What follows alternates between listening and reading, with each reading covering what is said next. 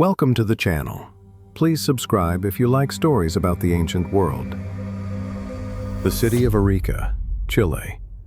A bustling port, kissed by the Pacific sun, nestled between the ocean and the endless dunes of the Atacama. For centuries, life here went on, unaware that the very ground beneath its feet held one of humanity's greatest secrets. The local fishermen knew that sometimes the shifting sands would reveal something strange: a skull, a bundle of sticks and clay, a face staring back from the depths of time. They called them simply the Gentiles. But to the world of science, they were a ghost, a rumor, a missing chapter. This is the story of the men and women who became detectives of the deep past, who followed the clues, solved the riddles, and finally gave a name to the world's oldest mummies. This is the archaeological thriller of Arica. Our story begins in 1917 with a German archaeologist named Max Uhle, a true pioneer of South American archaeology. He was a methodical, brilliant scientist, often called the father of Peruvian archaeology. When he arrived in Arica, he began excavating the sand-covered hills. What he found would change history, but he didn't fully understand it at the time. Uhle was the first to systematically unearth and describe these peculiar mummies. He meticulously documented their context, their artifacts, their strange artificial bodies. But here's the fascinating twist. He initially misdated them. Looking at the artifacts found nearby, simple fish hooks, harpoons, and comparing them with what was known then, he attributed these mummies to a much later, pre-Incan culture. He saw the complexity, but the true, staggering antiquity of the Chinchorro was beyond the conceptual framework of his time. Why was this mistake so crucial? Because it set the stage for a mystery that would take decades to solve. Uhle had collected all the pieces of the puzzle, but he couldn't see the whole picture. He established the foundational data, the crime scene report, but the true identity of the perpetrator, the Chinchorro culture, remained hidden. His work was the essential first chapter, a brilliant question mark that hung over the archaeological world for years. He proved the mummies existed, but their real story was yet to be told. For decades after Uhle, the mummies of Arica remained an enigma.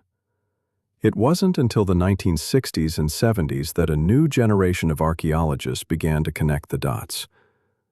They expanded their research beyond Arica, conducting surveys along the vast coastline of northern Chile and southern Peru. And everywhere they looked, from Uhle in Peru to Iquique in Chile, they found the same evidence, the same types of artifacts, the same fishing tools, and most importantly, the same distinct style of mummification. This was the breakthrough. It became clear that this was not a small, local phenomenon of Arica. This was a widespread, cohesive culture that had dominated this entire coastal region for millennia. But what to call them?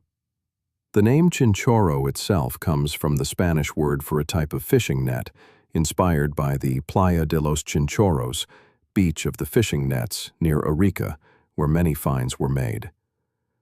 Giving them a name was a revolutionary act. It transformed them from a collection of strange mummies into a people with a territory, a way of life, and a history. Archaeologists now began to understand the chronology, distinguishing between the black, red, and bandaged styles. They started to see the evolution, the cultural changes over time. The puzzle pieces that Max Uhle had first uncovered were finally starting to form a coherent image. The Chinchorro were no longer a ghost. They were a civilization emerging from the sands. The end of the 20th and the beginning of the 21st century marked a new golden age for Chinchorro archaeology. The detective's toolkit expanded dramatically. It was no longer just about trowels and brushes. Now it was about technology.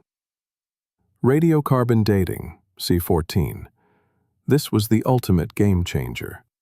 When scientists finally applied radiocarbon dating to the Chinchorro mummies, the results were staggering.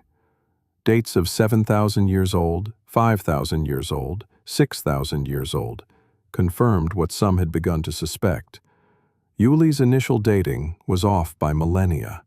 The Chinchorro were not just pre-Incan, they were prehistoric, contemporary with the very dawn of agriculture in the Middle East. This single scientific method catapulted them to the title of the world's oldest mummies. Computed tomography, CT scans. How do you study a mummy without unwrapping it and causing irreparable damage? You scan it. CT scans allowed scientists to look inside the mummies for the first time. They could see the sticks used for armature, the precise incisions, the state of the bones, the remains of the brain. It was like performing an autopsy across 7,000 years, revealing the intricate details of their mummification techniques with pixel-perfect clarity. Biochemical analysis. Studies of hair and bones revealed the Chinchorro's diet, confirming their heavy reliance on marine resources. But they also revealed the tragedy: chronic arsenic poisoning from the local water sources, a possible key to understanding the origins of their mummification practices. However, with great discovery came a great crisis. As the mummies were exposed and climate patterns began to shift, scientists noticed a terrifying phenomenon. The pristine mummies that had survived for 7,000 years in the dry desert were now beginning to decay at an alarming rate. Bacteria and fungi, activated by increased humidity, were consuming their skin and tissues. This sparked an international race against time, a race to preserve what had been so miraculously preserved by nature. Conservators in museums, like the superb Museo San Miguel de Azapa in Arica, became the new guardians of the Chinchorro, fighting to save them for future generations. The journey of discovery in Arica is a story of scientific evolution. It began with the solitary, brilliant work of Max Uhle, who saw a mystery he couldn't quite solve. It continued with the paradigm-shifting work of later archaeologists who connected the coastal sites and gave a people their name. And it culminates today in the high-tech labs where scientists decode the very molecules of the Chinchorro's existence, while conservators wage a desperate battle to save them from the modern world. This century-long detective story transformed our understanding of human history.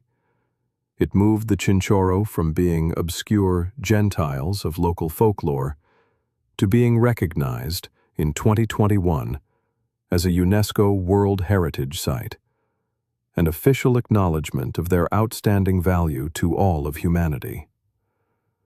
The sands of Arica have not yet given up all their secrets. Every new excavation, every new scan, holds the potential for another revelation. The work of the archaeologists is a solemn promise to the past, a promise to listen to its stories, to honor its legacy, and to ensure that the first artists of eternity are never forgotten again. What do you think will be the next great discovery about the Chinchorro? Perhaps a new settlement, a new art form, or a deeper understanding of their language? The investigation is still open. Share your theories below. And if you want to follow this ongoing detective story with us, be sure to like, subscribe, and hit the bell for the next chapter in humanity's greatest story, our own.